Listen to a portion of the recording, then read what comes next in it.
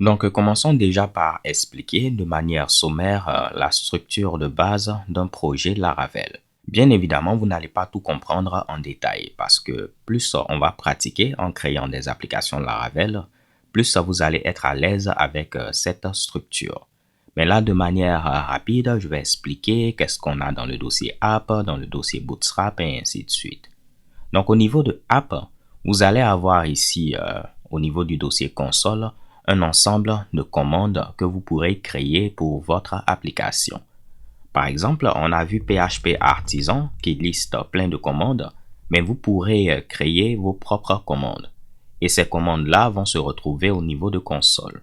Au niveau d'exception, vous allez ici rajouter des classes d'exception qui sont spécifiques à votre application. Imaginons que vous êtes en train de créer un clone de Airbnb et puis pour accéder, disons, aux chambres, on a cette URL airbnb.com, bon là c'est 127.0.0.1.2.3000 slash, disons, chambre, slash l'identifiant de la chambre. Donc normalement dans ce cas, ça va afficher la chambre 1, ici la chambre 2 et ainsi de suite. Mais si quelqu'un tente d'accéder, disons, à la chambre 2000 et que cette chambre n'existe pas, peut-être vous souhaitez lever une exception de type chambre non trouvée exception. Donc vous pourrez créer vos propres classes d'exception et après rajouter la logique appropriée afin de gérer ces différentes exceptions. On continue. Au niveau de HTTP, je vais tout fermer. On va retrouver nos contrôleurs. Donc ça, c'est en rapport avec l'architecture MVC. On aura l'occasion de revenir là-dessus au niveau de la deuxième application. Mais de manière rapide, au niveau de l'architecture MVC, vous avez trois parties. M pour modèle, V pour vue et puis C pour contrôleur. Le modèle va gérer tout ce qui est en rapport avec la source de données. Donc tout ce qui est en rapport avec la base de données sera géré du côté du modèle. Au niveau de la vue, donc le V dans MVC, c'est tout ce qui sera affiché. Donc tout ce qui est affichage de pages et autres sera géré par la vue. Et puis maintenant le C, c'est le contrôleur. Et le contrôleur, c'est un peu comme le chef d'orchestre. C'est celui-là qui va dire au modèle va récupérer des données en base de données. La vue affiche les données que le modèle a récupérées. Donc c'est un peu le big boss, celui qui donne les directives. Encore une fois, si ça a l'air flou, ne vous inquiétez pas. Lorsqu'on verra ceci en pratique, tout deviendra clair. Mais si vous avez compris que c'est ici qu'on met les contrôleurs, moi ça me convient. Ensuite, on a un dossier middleware. Au niveau du web, généralement, comment ça fonctionne? On fait une requête. Donc, je tape par exemple ceci, je fais une requête. Et puis, on me donne une réponse. Pareillement, si je viens et puis je tape google.com, je fais une requête vers le serveur de Google et puis le serveur me retourne une réponse. Donc, le principe de fonctionnement, c'est requête, je l'écris en anglais, et puis on nous retourne une réponse. Les middleware vont vous permettre de pouvoir faire quelque chose entre la requête et la réponse. Donc, si vous avez besoin de faire quelque chose entre la requête et la réponse, vous pourrez le faire au travers de middleware. Et là, on peut voir que Laravel vient avec plein de middleware. On a par exemple ce middleware qui va vérifier est-ce que l'utilisateur est authentifié. Si l'utilisateur est authentifié, on ne va pas ici le laisser accéder à la page. On a un autre middleware qui va permettre de vérifier à ce niveau-là que l'utilisateur est bel et bien authentifié. Donc, imaginons que vous avez une page d'inscription, une page de connexion, et puis une page tableau de bord, donc un dashboard. Pour accéder au tableau de bord, il faudra être connecté, il faudra être authentifié. Mais pour accéder à l'inscription et puis à la connexion, donc pour accéder à ces deux pages, il faudra être non authentifié. Si on est déjà connecté, bon, ça ne fait pas de sens de vouloir se connecter de nouveau ou bien créer un compte. Donc pour ces deux pages-là, il faudra être non authentifié. Et ce qui est intéressant, pour l'inscription et la connexion, on pourra appliquer ce middleware qui va permettre ici de rediriger l'utilisateur s'il est déjà connecté. Donc, redirect if authenticated, on va rediriger l'utilisateur s'il est déjà authentifié. Alors que dans le cas ici du tableau de bord, on pourra utiliser ce middleware. Si l'utilisateur n'est pas authentifié, on ne va pas le laisser accéder au tableau de bord. Encore une fois, c'est juste de manière sommaire, mais vous voyez, les middleware, ils vont être entre la requête et la réponse. Parfait. Un autre truc qui est intéressant au niveau de Laravel, vous allez voir d'autres dossiers vont être créés à la volée. Par exemple, ici, on n'a pas de dossier job. Donc, vous voyez, je n'ai pas de dossier job. Je vais faire PHP artisan, make a job. On va l'appeler mon job. On expliquera plus tard c'est quoi un job. Mais ce que je veux vous montrer, vous voyez qu'un dossier job a été créé à la volée. Donc, au fur et à mesure que vous allez rajouter certains Mitsubishi, Laravel va créer d'autres dossiers. Là, j'ai supprimé le dossier job. Donc, on a expliqué console, exception, ce qu'on a actuellement au niveau de HTTP. Au niveau de modèle, on aura nos modèles, donc en rapport avec l'architecture MVC. Pour l'instant, on a uniquement un modèle user. Mais si on prend encore l'exemple d'un clone de Airbnb, on aura par exemple un modèle room pour les chambres. Si on est dans le cas d'une application bancaire, on peut avoir un modèle et compte pour les comptes et j'en passe. Donc, dépendamment du contexte dans lequel vous vous trouvez, on aura des modèles différents. Ensuite, on a les providers. Donc, les providers, c'est vraiment une partie centrale au niveau de Laravel. Ils vont vous permettre de pouvoir bootstrapper votre application. En pratique, ceci va permettre de pouvoir enregistrer des services au niveau du container, faire plein de Mitsubishi. Mais vu que c'est un peu avancé, nous, on ne va pas se soucier de cela. Mais si vous regardez un peu le code, vous allez voir que c'est utilisé à plein d'endroits. C'est ici qu'on va enregistrer les différentes routes. Et lorsqu'on va parler de la notion de route, tout deviendra clair. Vous pouvez simplement retenir que les providers sont ici très importants au niveau de Laravel. Et plus on deviendra avancé, plus on va voir leur utilité et on pourra ici rajouter des providers si on le souhaite. Donc, on a terminé avec le dossier app. Au niveau du dossier Bootstrap, on a un fichier app.php. Donc, ce fichier-là va représenter votre application Laravel. Ça peut paraître bizarre de dire, mais comment est-ce que ce fichier représente mon application? Pour que vous puissiez mieux comprendre, parlons d'abord du dossier public. Au niveau du dossier public, on aura tous les fichiers publics de notre application. Donc, tout ce qui est au niveau du dossier public, on pourra y accéder directement.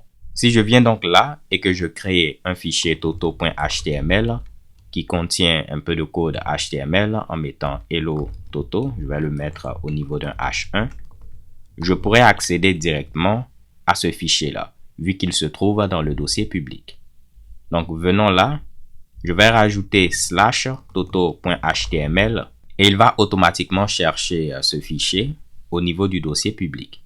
Et vu qu'il va le trouver, on va voir ici le contenu. Donc, désolé, j'ai oublié de valider avec entrée et puis voici, ça marche. Donc, tout ce que vous mettez au niveau de public sera accessible publiquement. Mais en réalité, si ce n'est pas par exemple un fichier HTML, ni une image, ni du CSS ou du JavaScript, il va automatiquement ici appeler ce fichier index.php. Donc, lorsque vous allez mettre par exemple disons chambre /1, ça ce n'est pas un fichier statique. Il va donc appeler index.php. Et généralement, index.php, on l'appelle le front controller parce que c'est celui-là qui va répondre à toutes les requêtes. Et si vous regardez index.php, moi, ce qui m'intéresse, c'est ceci. On fait un require du fichier app.php qui se trouve dans le dossier Bootstrap. Donc, on fait un require de ce fichier-là. Et ceci retourne notre application Laravel qu'on a eu à créer. Et ce qui va se passer, c'est quoi? Rappelez-vous, au niveau du web, on fait une requête et puis on retourne une réponse. Donc, ce qui se passe, on a notre application. On va ici demander à notre application de gérer la requête qui vient d'être envoyée et puis on va retourner ici une réponse à l'utilisateur. C'est un peu plus complexe que cela. Vous voyez qu'on a kernel et tout, mais basiquement, je veux vous montrer qu'on a notre application qui va répondre à une requête de l'utilisateur en retournant une réponse appropriée. Et l'application a été définie au niveau du fichier app.php qui se trouve dans Bootstrap. Au niveau du dossier cache, on aura ici des trucs en cache qui vont permettre d'accélérer un peu le démarrage de notre application. Dans le dossier config, vous l'aurez imaginé, on aura la configuration de notre application. Donc, au niveau de hot, on pourra configurer tout ce qui est en rapport avec l'authentification. Ici, database, tout ce qui est en rapport avec l'accès à la base de données. Au niveau de queue, on pourra configurer le système de file d'attente. Là, on pourra configurer la session et j'en passe. Au niveau du dossier database, on voit qu'on a plein de sous-dossiers. On a un sous-dossier Factory. Donc, les Factory vont vous permettre de générer de fausses données, mais qui vont ressembler un peu à des données réelles. Donc là, on avait vu tout à l'heure, si je reviens au niveau de App Model, on avait un modèle User. Des fois, vous allez vouloir créer 100 utilisateurs juste pour tester un peu votre application. Donc, ceci va vous permettre de générer des utilisateurs, de faux utilisateurs avec des noms qui sont un peu réels, des adresses email un peu réelles et tout. Donc, on pourra définir des factories afin de populer très facilement notre base de données. Et une fois qu'on a défini nos factories, au niveau ici des seeders, on pourra dire que je vais ici utiliser le factory qu'on a eu à créer pour les utilisateurs et puis générer 10 faux utilisateurs. Donc, les notions de seeder et de factory vont de pair. En ce qui concerne les migrations, ceci va nous permettre de traquer les différentes modifications qui ont été apportées à notre base de données. Donc, on pourra dire on a créé une table user, on a rajouté un champ email, après on a rajouté un champ password et ainsi de suite. On pourra avoir l'historique des changements apportés à notre base de données. Le dossier public, on a déjà parlé de ceci, il va contenir tout ce qui est public. Au niveau de ressources, vous voyez qu'on a un dossier CSS et puis un dossier JS. Donc normalement nos fichiers statiques, donc CSS, JavaScript et images, on pourra les mettre directement au niveau de public. Mais la plupart du temps, pour des applications un peu complexes, on ne va pas écrire le code directement en CSS.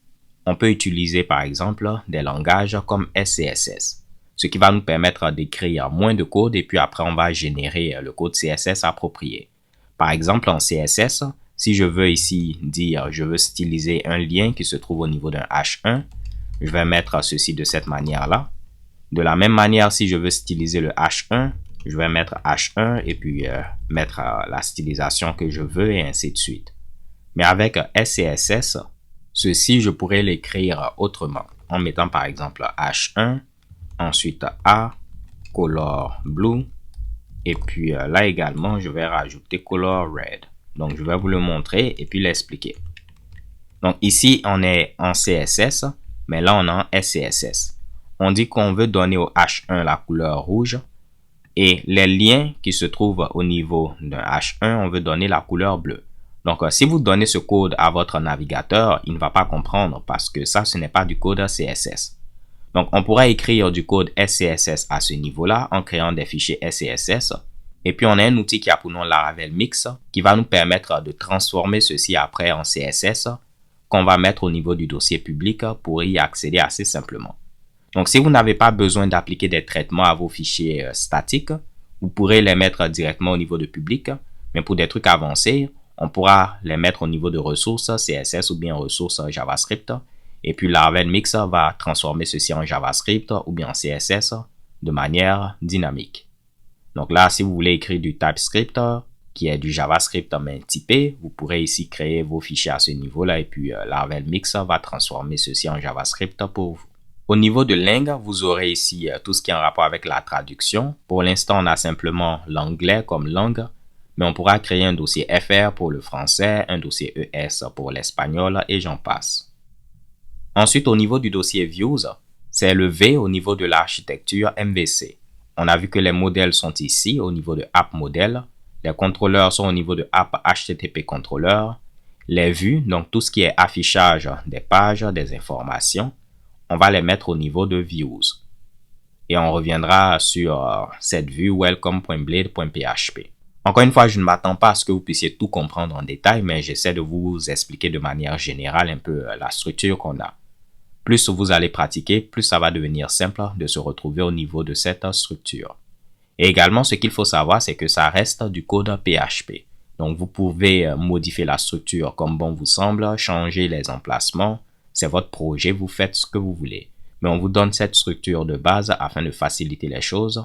Mais après, vous êtes libre de la modifier selon ici vos préférences. Le dossier route va contenir les routes de notre application. Donc, par exemple, nous, au niveau de notre petite application, on aura la route pour la page d'accueil et puis la route pour la page à propos, donc About Us. Et c'est au niveau du dossier route qu'on va définir ces routes. Vous voyez qu'il y a plein de fichiers. Nous, on va s'intéresser au dossier web où on va définir nos routes web. Donc, pour la page d'accueil et également une route pour About Us et tout. Mais si vous créez des API, vous pouvez avoir des routes d'API que vous allez définir au niveau du fichier api.php. Le fichier channels.php, ça c'est en rapport avec Laravel Echo. En grosso modo, ça vous permet de pouvoir créer des applications Laravel en temps réel. Donc, vous pourrez avoir ici des changements temps réel au niveau de votre application. Donc, imaginons qu'un utilisateur est sur une page et puis si sa commande a été expédiée sans qu'il n'ait à rafraîchir la page, on pourra lui dire avec une petite notification, votre commande a été expédiée. Donc, très facilement avec ceci, on pourra déclencher un événement et puis écouter cet événement au niveau du front-end et puis afficher un message. Console.php, donc c'est en rapport avec les commandes qu'on pouvait définir nous-mêmes. Si votre commande est assez simple, en lieu et place de créer une classe dédiée, vous pourrez définir votre commande ici directement. Donc là, ils nous ont donné un exemple avec une commande inspire qui tout ce qu'elle fait, c'est afficher, disons, une citation. Donc si on vient à ce niveau-là et puis je fais PHP artisan, vous allez voir qu'on a une commande inspire. Donc si on remonte un peu, vous allez voir, on peut voir qu'on a cette commande inspire. Donc je fais PHP artisan inspire et puis on nous dit ceci qui est une citation, une autre citation et tout. Donc très facilement, nous on pourra créer, disons, une autre commande. On va l'appeler ici Toto. Et puis on va dire que tout ce qu'elle va afficher, c'est Toto est cool. Et puis on peut mettre une description. On va dire ici notre commande Toto. OK. Donc sans rentrer dans les détails, vous allez voir, ceci va marcher. Si je fais PHP artisan, on aura maintenant une nouvelle commande Toto. On va remonter un peu. La voici. On met notre description et puis on va faire maintenant PHP artisan Toto. Et ceci affiche Toto est cool. Donc, pour des commandes simples, vous pourrez les mettre directement à ce niveau-là. Mais pour des commandes avancées, on va créer des classes dédiées qui vont se trouver au niveau de App Console. Continuons. On a le dossier Storage où on pourra stocker différentes informations. Donc, par exemple, lorsque les utilisateurs vont uploader des images, on pourra les mettre au niveau de Storage App. Le framework Laravel également stocke des informations au niveau de framework. On pourra avoir ici également des logs au niveau de storage log. Donc, lorsqu'on va faire des requêtes, il y aura des erreurs. On pourra regarder les logs et puis savoir ce qu'il y a eu comme problème. Donc, tout ce qui est stockage d'informations temporaires ou bien d'informations uploadées par l'utilisateur, on pourra mettre cela au niveau de storage. Parlons maintenant du dossier test. Pour de petites applications, on va tester un peu l'application manuellement. Donc, on vient au niveau du navigateur, on clique ici, on voit que tout marche, on clique là, on voit que tout marche. Mais pour des applications vraiment de grande envergure, il va falloir automatiser les tests. Comme ça, si on rajoute de nouvelles fonctionnalités, on exécute ces tests et on vérifie que rien n'a été brisé, en lieu et place de le faire manuellement. Donc, pour écrire des tests, on va les mettre au niveau de tests. On aura des tests fonctionnels et puis des tests unitaires et on aura l'occasion de revenir là-dessus au niveau d'une autre application. Le dossier vendor, vous le connaissez probablement, c'est en rapport avec Composer. Donc, tout ce qu'on va installer comme librairie, comme dépendance au niveau de Composer va se retrouver dans le dossier vendor. Après, on a le fichier .editor.config. Donc là, ça n'a rien à voir avec Laravel. Si vous recherchez en ligne editor.config, c'est un moyen de pouvoir, disons, avoir une configuration des éditeurs qui est un peu universelle. Par exemple, si je viens au niveau de ce fichier, je vais dire que pour tous les fichiers PHP, donc YAML et PHP, je veux avoir 2 espaces pour l'indentation. Vous allez voir maintenant, au niveau de mon éditeur, automatiquement, pour les fichiers PHP, il va utiliser 2 espaces pour l'indentation. Vous voyez ici 2 espaces. Et c'est pourquoi maintenant il me dit que moi j'ai utilisé 4 espaces parce qu'il délimite ceci avec ces traits verticaux. Mais si je viens là et puis j'enlève PHP, il va utiliser par défaut 4 espaces pour l'indentation. Et vous allez voir, normalement si je ferme et je reviens, il utilise 4 espaces. Donc c'est un moyen de pouvoir uniformiser un peu, disons, la configuration des éditeurs. Et ça marche au niveau de Sublime Text que j'utilise. Mais c'est reconnu également au niveau de Visual Studio Code, PHP Storm Il suffit d'installer les extensions, les plugins appropriés en fonction de votre éditeur. On a le fichier .env qui va contenir ce qu'on appelle les variables d'environnement. Les variables d'environnement vont vous permettre de changer la configuration de votre application de manière dynamique. Donc, vous n'aurez même pas besoin de redéployer votre application. Vous pourrez changer à la volée la configuration de votre application. Généralement également, au niveau des variables d'environnement, on va retrouver des informations secrètes, comme vos clés d'API. Là, par exemple, ce sont des clés de Amazon Web Services. Donc, on pourra avoir ces clés-là et puis les référencer au niveau de notre application. On aura l'occasion de voir ceci en détail, ne vous inquiétez donc pas. Mais vu qu'on peut avoir des informations sensibles, des informations confidentielles, on ne va pas committer ce fichier-là. Donc, si vous mettez votre code source sur GitHub ou bien Bitbucket, le contenu de ce fichier-là ne devra pas être commité. Sinon, tout le monde pourra voir vos informations si la personne a accès à ce dépôt GitHub. C'est pour cette raison qu'on a un fichier .env.example. Vous allez donner une configuration exemple sans mettre les vraies informations. Ce fichier-là, on pourra le commiter, mais celui-là, il ne va pas être commité parce qu'il va contenir les vraies informations ou certaines sont confidentielles. Encore une fois, ça deviendra plus clair lorsqu'on va pratiquer, mais si vous regardez le fichier .gitignore, c'est là qu'on indique qu'on ne doit pas commiter le fichier .env, vu qu'il peut contenir des informations sensibles. Donc, on va commiter uniquement .env.example.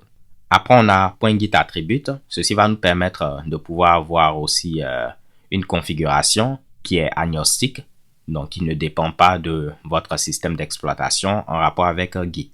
Parce que généralement, au niveau des systèmes d'exploitation, si on prend par exemple le retour à la ligne, ceci n'est pas symbolisé de la même manière. Au niveau de certains systèmes d'exploitation, c'est anti/n. Pour d'autres systèmes d'exploitation, c'est anti/r, anti/n. Donc, en mettant par exemple ceci texte auto, tout ceci va être géré automatiquement par Git pour nous. On n'a pas besoin de se soucier de cela. Donc, généralement, on ne va même pas modifier ce fichier-là. OK? .style ci.yml, c'est en rapport avec un service qui a pour nous ici style ci. Donc, lui, il vous permet de formater votre code automatiquement. Donc, vu que les développeurs écrivent un peu leur code différemment, vous pouvez avoir votre projet qui utilise plein de conventions parce que le développeur X a écrit ceci de cette manière, le développeur Y l'a écrit, le développeur Y a eu à l'écrire d'une autre manière et tout. Avec Style CI, vous pourrez ici, à chaque fois que quelqu'un va committer son code, va pusher son code, automatiquement le reformater avec un standard que vous aurez ici précisé. Comme ça, votre code va suivre toujours les mêmes conventions en termes de stylisation. Donc là, on nous donne une configuration par défaut pour Style CI qu'on peut modifier si on souhaite l'utiliser. On a déjà parlé du fichier artisan. Composer.json, c'est le fichier de configuration de Composer. Composer.lock va locker les versions qui ont été installées. Donc si on regarde par exemple Laravel Framework, on a dit on veut n'importe quelle version 8, mais il va locker spécifiquement la version de Laravel qui a été installée. Donc si on recherche Laravel Framework, vous voyez, il a dit qu'on a installé spécifiquement la version 8.10, ce qui permet de locker cette version pour que si on fait une autre installation, on est sûr que c'est la version 8.10 qui va être installée vu que ce sera déterministe. On a le fichier .gitignore qui est en rapport avec Git, qui permet d'indiquer les fichiers à ignorer, donc les fichiers qui ne seront pas traqués. On a package.json qui est un peu l'équivalent de composer.json, mais dans le monde JavaScript. Et ça, c'est utilisé par Laravel Mix, qu'on utilise pour processer nos assets, donc nos fichiers JavaScript, SCSS et tout. On a PHP Unit, c'est le fichier de configuration de PHP Unit. Et c'est un outil, un framework qui permet d'écrire des tests unitaires. Et c'est PHP Unit qui est utilisé au niveau de Laravel pour écrire nos différents tests unitaires et tout. Donc, on nous donne une configuration de PHP Unit. On a le fichier serveur.php. Il est utilisé par Artisan en développement. Comme ça, on n'a pas besoin d'avoir un vrai serveur web comme Apache ou bien Nginx. Donc, lorsque vous faites PHP Artisan Serve, ce fichier-là est utilisé. Afin de vous le prouver, je vais le renommer. On va l'appeler serveur avec un S. Si on vient ici, on va couper le serveur, CTRL-C pour couper le serveur. Je refais PHP Artisan Serve. Et vous allez voir, là, le serveur a été démarré, mais si on vient au niveau du navigateur, ça ne va plus marcher normalement parce que lui, il va rechercher le fichier serveur.php, c'est celui-là qui est utilisé derrière en coulisses, mais nous, on l'a renommé en serveur avec un S, donc ça ne marche plus. Donc, au moins, je vous ai prouvé que ce fichier est utilisé lorsqu'on fait phpartisan serve. Webpack.mix.js, c'est le fichier de configuration de Laravel Mix, de Webpack également, parce que c'est ce que Laravel Mix utilise en coulisses. Maintenant, le dernier fichier, c'est readme.md. Vous pouvez tout simplement expliquer ce que fait votre application. Par défaut, on met un peu de documentation de Laravel, mais on peut enlever tout ceci et puis mettre par exemple Hello City. Et puis on va donner une description de notre application. Donc le contenu est en Markdown. C'est un autre langage, mais là, vous voyez ceci avec le dièse comme si on avait mis un H1. Et puis, on va dire, c'est une application Laravel qui permet d'afficher l'heure courante dans votre ville de résidence. Donc, this is a Laravel application that displays the current time in your city. Avouez que mon anglais est parfait. Donc voilà aussi simplement, de manière générale, vous connaissez un peu la structure de base d'un projet Laravel. C'est clair qu'à cette étape-là, c'est un peu flou, c'est normal parce qu'on n'a pas créé d'application, mais plus vous allez ici pratiquer, plus ça va devenir beaucoup plus simple de comprendre un peu cette structure. Et c'est ce qu'on va commencer à faire en remplaçant déjà la page d'accueil. On ne veut pas avoir ceci, même si c'est beau, on veut avoir quelque chose qui va ressembler à ce que nous on a eu à définir à ce niveau.